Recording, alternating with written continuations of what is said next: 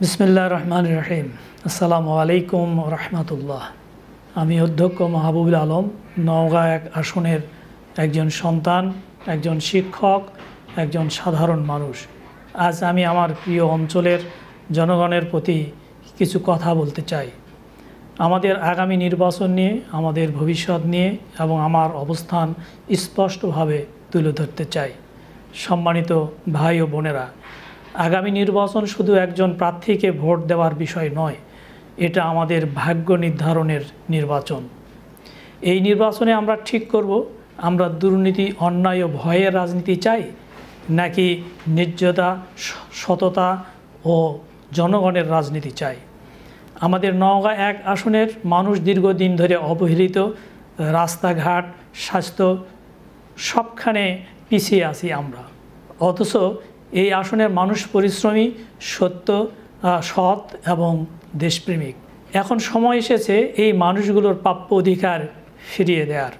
প্রিয় ভাই ও বোনেরা, আমি রাজনীতি করি ক্ষমতা বা পদ পাওয়ার জন্য নয়। আমি রাজনীতি করি মানুষের কল্যাণের জন্য, একটি ন্যায্য ও নৈতিক সমাজ গড়ার জন্য। আমি বিশ্বাস করি রাজনীতি মানে সেবা, নেতৃত্ব মানে দায়িত্ব, আর ক্ষমতা মানে জনগণের আমানত। যদি আমি জনগণের ভালোবাসা ও ভোটে নির্বাচিত হই, তাহলে আমি এই আসনের সরকারি বরাদ্দকৃত প্রতিটি টাকা জনগণের কল্যাণে ব্যয় করব ইনশাআল্লাহ। দুর্নীতি, চাঁদাবাজ, কমিশন, বাণিজ্য এসবের কোনো জায়গা এখানে থাকবে না।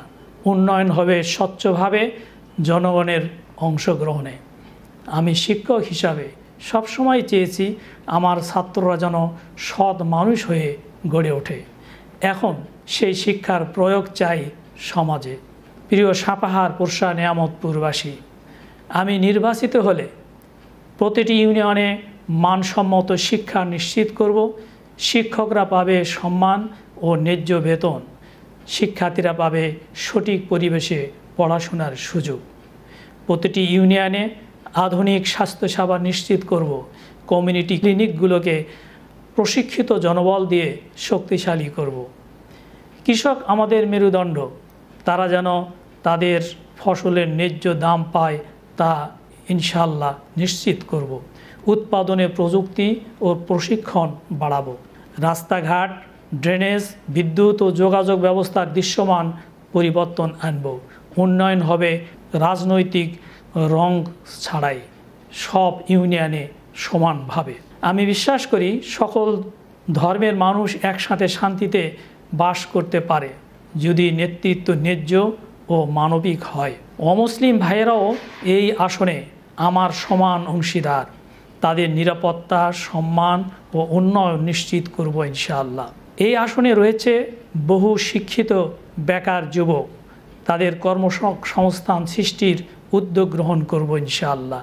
প্রতিটি উপজেলায় একটি আইসিটি সেন্টার করে তাদেরকে প্রশিক্ষিত করে বেকার সমস্যার সমাধানে ভূমিকা পালন করব। প্রিয় নওগাঁ একবাসী, আমি কোনো প্রতিশ্রুতি নয়, অঙ্গীকার দিচ্ছি সততার সাথে থাকব আপনাদের পাশে। আপনারা যদি আমাকে বিশ্বাস করেন, আমি আপনাদের প্রত্যাশা পূরণে সর্বোচ্চ চেষ্টা করব ইনশাআল্লাহ। চলুন আমরা সবাই মিলে একটি সৎ ও মানবিক রাজনীতি সূচনা করি। ধন্যবাদ। আল্লাহ হাফেজ। আসসালামু আলাইকুম ওয়া রাহমাতুল্লাহ।